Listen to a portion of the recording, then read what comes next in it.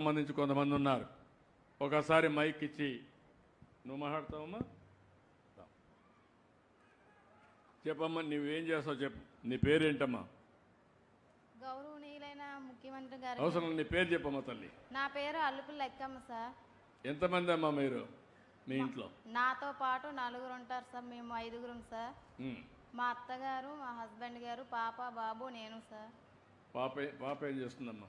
పాప first class చదువుతుంది దగ్గర సార్. పెట్టు. First class. బాబు అంగన్వాడి చదువుతున్నాడు సార్. ఓకే అమ్మా. ఎంత ఆదాయం వస్తుందమ్మా నీకు? నాకైతే ప్రస్తుతం ఏం లేదు సార్. నాకు మ్యారేజ్ అయిన వెంటనే పిల్లలు అవడంతో మరి నేను ఎక్కడికి వెళ్ళలేకపోయాను సార్. మీ ఆయన ఏం చేస్తాడమ్మా? మా ఆయన గుజరాత్ వెళ్తాడు సార్. గుజరాత్ సార్. గుజరాత్ ఏరవాలి సార్. గుజరాత్లో ఆడేం చేస్తాడమ్మా? అక్కడ వేట్ చేస్తారు సార్. ఎంత సంపాదిస్తాడమ్మా? నెలకి 10,000, 12,000 ఇలా వస్తాయి సార్. 10,000, 12,000 గుజరాత్ పోయాడు మిమ్మల్ని వదిలేసి, అంతేనా? అవును సార్. ఇక్కడ సంపాదించుకోలేమా? అంటే ఇక్కడ సంపాదించుకోవాలంటే మాకు ఆస్తులు గంట ఏం లేవు సార్. వాళ్ళలో తెప్పలు. ఆయన ఏం చదువుకున్నాడమ్మా? ఆయన ఏం చదువుకోలేదు. చదువుకోకపోయినా ఇక్కడి నుంచి అక్కడికి పోయాడు, అక్కడ పని చేస్తున్నాడు. ఓకే అమ్మా, ఓకే. ఇప్పుడు మీరు చూశారు, ఇదే నా బాధ, నా ఆవేదన.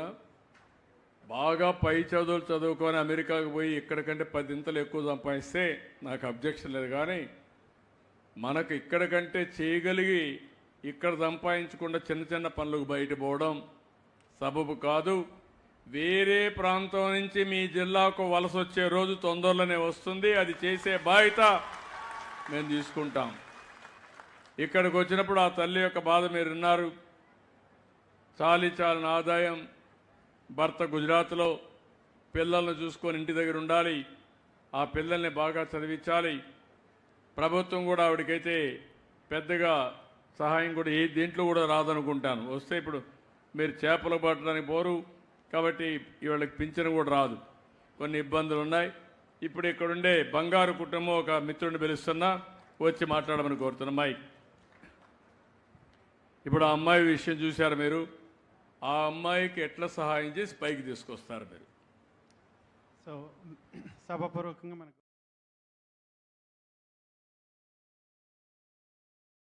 ఇప్పుడు కేజీహెచ్ హాస్పిటల్స్ ద్వారా ఎంతోమంది సహాయం చేసాం. ఈరోజు మనం అందరం మనకి ఎంతో రుణపడి ఉన్నాం అన్నమాట మన చంద్రబాబు నాయుడు ముఖ్యమంత్రి గారికి.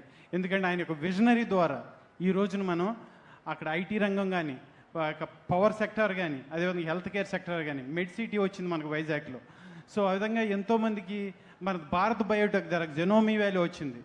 సో దాని ద్వారా ఎంతోమంది కోవాక్సిన్ వచ్చింది. మన కోవిడ్ టైంలో ఆక్సిజన్ కానీ, వ్యాక్సినేషన్ కానీ ఇదంతా జరగడానికి ప్రదాత అనమాట మన చంద్రబాబు నాయుడు గారి ముఖ్యమంత్రి గారికి.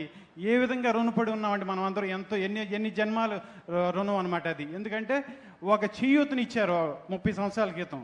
ఈ విధంగా నేను మీ అందరికి ఒక సాక్షిగా చెబుతున్నాను. ఆయన మన రీఫార్మ్స్ ద్వారా ఏ విధంగా వచ్చాయి. ఈరోజు మేము ఇక్కడికి వచ్చి మార్గదర్శకంగా నేను విన్నానమాట. బంగారు కుటుంబంలో వాళ్ళ యొక్క ఆర్థిక పరిస్థితులు కానీ, వారి యొక్క జీవన విధానం కానీ, వారికి కావాల్సినవి ఏంటి. కొంతమంది బోట్స్ అడిగారు, కొంతమంది మిషనరీ అడిగారు, కొంతమంది టూల్స్ అడుగుతున్నారు, కొంతమంది అది వారికి పిల్లలకి స్టడీస్, ఎడ్యుకేషన్ అడుగుతున్నారు. ఈ విధంగా మేము మా యొక్క ఇండస్ట్రీ తరఫున మేము ముందుకొచ్చి ఈ యొక్క విజనరీతో P4 స్టార్ట్ చేశారు. 2047 కల్లా మన అందరికి పేదరికం నిర్మూలన ఇవ్వాలని. It's wonderful. మా 2020 స్టార్ట్ చేసినప్పుడు అందరూ ప్రపంచ దేశాలు అందరూ ఆ యొక్క విజన్ చూసి ఈరోజు అన్ని దేశాల్లోనూ యొక్క స్కిల్స్ డెవలప్మెంట్లో మనకి ఎంతైతే ఇంపార్టెన్స్ ఇచ్చారో ఆ విధంగా దూరదేశాలకు వెళ్ళి కంప్యూటర్ రంగంలో రాణించి ఎంతోమంది ఈరోజు వర్క్ ఫ్రమ్ చేశారు. నాకు ఎంతో సంతోషం వేసింది. బంగారు కుటుంబంలో నాకు వర్క్ ఫ్రమ్ హోమ్ కింద నేను ఒక ఫ్యాన్సీ స్టోర్ పెట్టుకుంటాను, లేకపోతే ఇక్కడ మత్స్యకారులకి ఈ యొక్క సోలార్ విధంగా వాళ్ళకి ఒక డ్రైయర్ లేదని, సో వాళ్ళకి ఒక టూల్ కిట్స్ లేవని, బోట్స్ లేవని ఇవన్నీ చెప్పుకుంటుంటే చాలా ఇది ఒక మంచి ప్రణాళిక సార్. మేము మా సాయి శక్తిలో మీ యొక్క ఏ విధంగా చేయగలుగుతావు?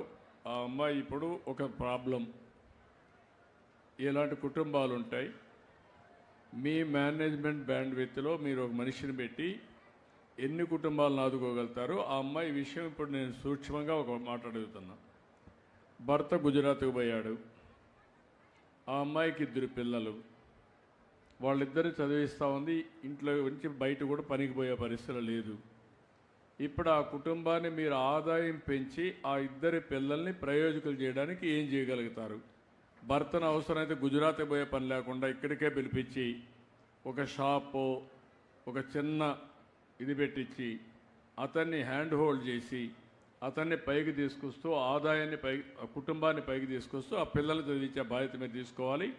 ఒక యాక్షన్ ప్లాన్ తయారు చేయండి.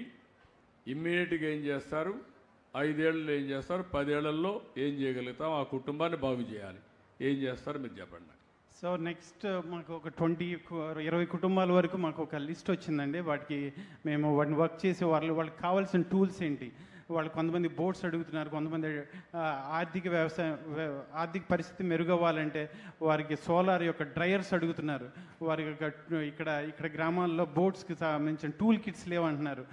పిల్లలకు కావాల్సిన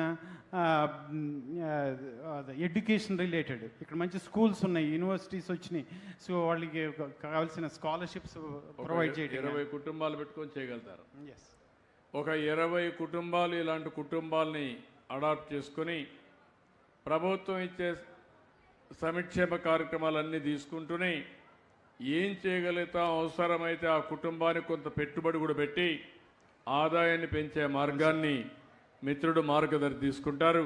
గట్టిగా చప్పట్లు కొట్టి అభినందించండి. రేపటి నుంచే ఈ పని ప్రారంభమవుతుంది. నేను కూడా మళ్ళీ ఎప్పటికప్పుడు ఆన్లైన్లో మానిటర్ చేస్తూ ఉంటాను. ఎవరు చేశారు, ఎట్లా చేశారు, ఆదాయం ఎంత పెరిగింది, అవన్నీ కూడా చేసుకొని పైకి తీసుకొస్తాం. ఆ కార్యక్రమానికి కూడా శ్రీకారం చుడతామని చెప్పి తెలియజేసుకుంటూ ధన్యవాదాలమ్మా. Thank you. Thank you.